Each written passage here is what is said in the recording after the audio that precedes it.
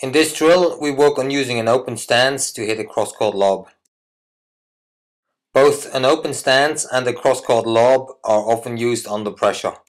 The squash cannon is ideal to incorporate a new movement pattern, as the balls are fed consistently. Make sure to feed the ball slow enough initially to give students enough time. Focus on one aspect at a time. First, using the correct movement pattern. Second, moving at the right speed. Third, moving to the correct place. Fourth, preparing your racket early. 5, maintaining a balance while hitting the lob. And finally, hitting a good lob. A very common mistake is to run too far forward and then trying to hit a cross-court lob by using your wrist or compensating with your body. Correct positioning is crucial to hit a good lob. As you can see here, the coach is moving slower and the position is better further behind the ball.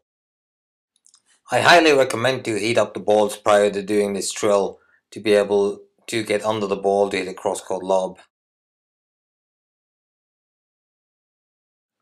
A good cross-court lob needs to be high and especially wide enough so the opponent is not able to intercept it easily.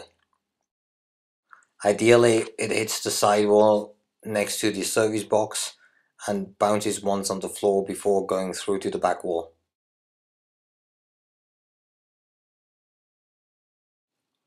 As a coach, do a couple of repetitions alternating with the student to show the correct path to the ball. The interval settings should be high enough so both players have enough time to comfortably recover back to the tee and focus on their movement.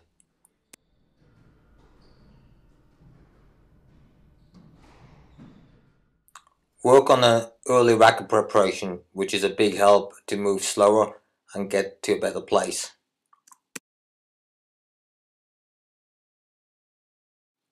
Players need to start preparing their racket on their first step, as there's very little time under pressure in the front court.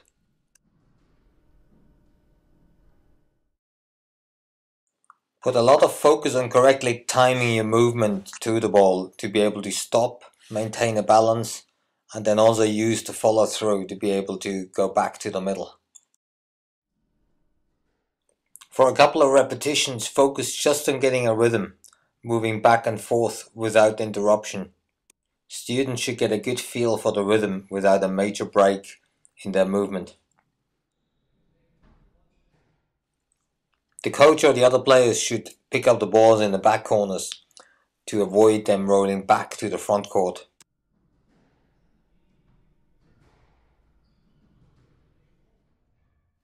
Here you can see an example of slightly overrunning the ball to the front court and hitting the ball too far back, compensating with the wrist.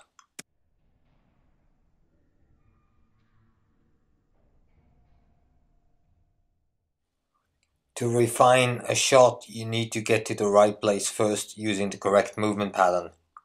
Otherwise you will develop poor technical fundamentals.